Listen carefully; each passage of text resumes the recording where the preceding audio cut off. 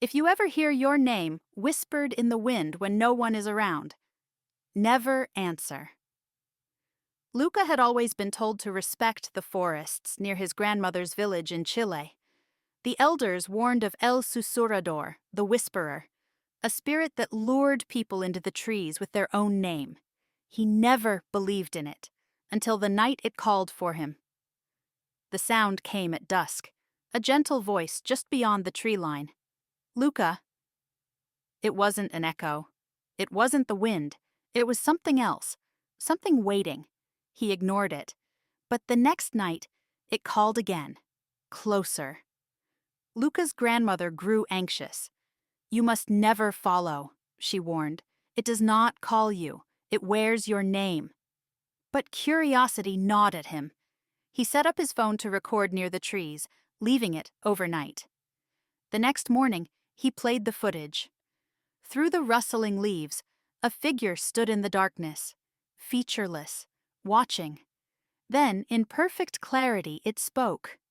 I see you now. That night, the whisper came from inside his house. Luca's breath caught. He turned slowly toward the open doorway. The hallway was dark, but he wasn't alone. A shape stood there, just out of reach of the light. Tall, thin, its face shifting, almost his own, but not quite. Then it smiled and whispered his name. Luca's heart pounded.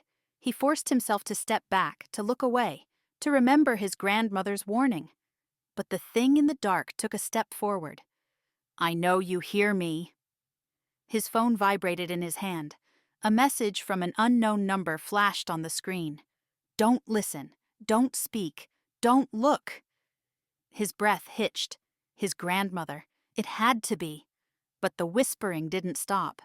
The thing moved closer, its features shifting, molding into a twisted version of his own reflection. Luca, it said again, voice softer, you've already answered. The lights flickered. His fingers felt numb. He took a step back, but the room stretched, the shadows lengthened. The whisper wasn't coming from the figure anymore. It was everywhere. Then silence. The next morning, Luca was gone. His phone was found outside, still recording. The last thing it captured was the sound of footsteps and a whisper, who's next? His grandmother never spoke of him again. But at night, when the wind shifts, the villagers swear they hear a voice, calling a name. Sometimes it's Luca's, sometimes it's their own. Some voices are not meant to be answered. If you enjoyed this story, subscribe and turn on notifications. But if something calls your name in the dark, never reply.